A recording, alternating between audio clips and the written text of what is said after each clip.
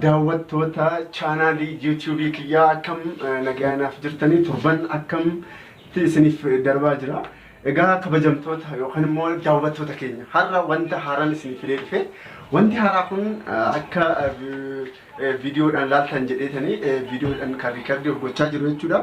Egaa daawwattoota keenya wanti haaraa alla har'aa jechuudha. Waa'ee wanta tokko isin waliin haasa'uu barbaadeeti mee wanta kanan isinitti agarsiisa.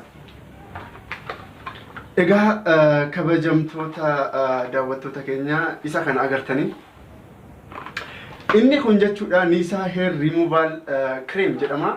Nisa Hair Removal Cream jechuun faayidaan isaa faayidaa lama qaba.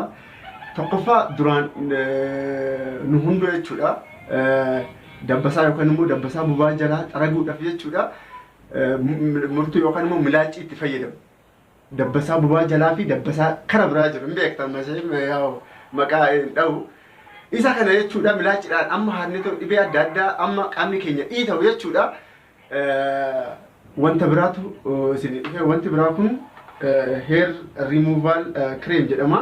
Hair removal cream kun jechuudha faayidaan isaa tokko dabbasaa keenya jechuudha daqiiqaa 5 keessatti jechuudha daqiiqaa 5 keessatti nurraa qulqulleessa. Akkamitti nurraa qulqulleessa yoo isinitti fakkaate qabaatii kana as keessaa jechuudha keessa bunet qabaatii kana asirratti of dibnee ta'u jechuudha daqiiqaa 5 eegna jechuudha yookaan immoo daqiiqaa 5 haga 7. Egaa daqiiqaa 5 haga 7 yoo eegnu ni qulqullaa'a jechuudha. Mee isa kana jechuudha tartiiban waliin ni ilaalla. Egaa daawwattoota keenya sanaan duratti YouTube kiyya irratti subscribe share yookaan immoo like gochuudhaan akka hin raafanne kara mata duree keenyatti haa deemnu jechuudha. Egaa daawwattoota keenya meeshaan illee asuma jira. Inni biraa immoo haadduun illee as jirti. Qabaatiin as jira. Qabaatii kana jechuudha akkam goona isinitti fakkaate qabaatii kana bobaa keenya irratti yookaan immoo kara isin barbaadanitti oga dibdanii booda haadduu tanaan akkam gootanii akkatti ni xaragdanii jechuudha. Faayidaan ishee tana jechuudha. Mee kara hojiitti gad deebinu. Eshi. Egaa dife wanti hunduu jechuudha cufamaadha. Haaraan miti jechuudha. Agartanii. Egaa akka kana jechuudha. Kana jechuudha. Ishee tana jechuudha. Ishee tana akkam goone isinitti fakkaate asirratti dibnaa jechuudha.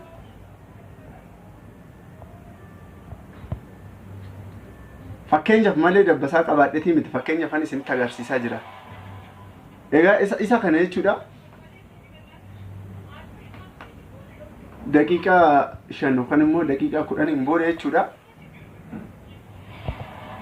Irraa ni xaragna jechuudha isuma kanaan jechuudha. Egaa daawwattoota keenya maal isinitti fakkaate amma? Faayidaan kana baay'inaan jechuudha duraan abboolii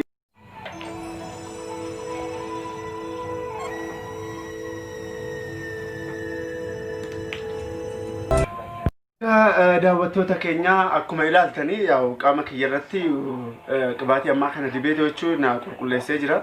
Egaa isinillee jechuudha bakka nama fayyadamuu dandeessan. Tokkoffaa dabbasaa bobaa jala jiruu fi dabbasaa qaama saalaa bira jiru isa kanaan qabaatii ammaa kana dibachuudhaan fayyadamuu dandeessanii.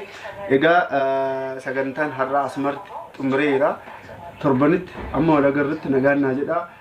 Inni dhuma YouTube kiyya subscribe share fi like gochuusa akka hin raafanne information haaraa inni ho'aan isin bira waan ga'uuf YouTube kiyya subscribe gochaa isinin jedha. Torban gaarii isiniif haa ta'u. Share godhaa horaa bulaa.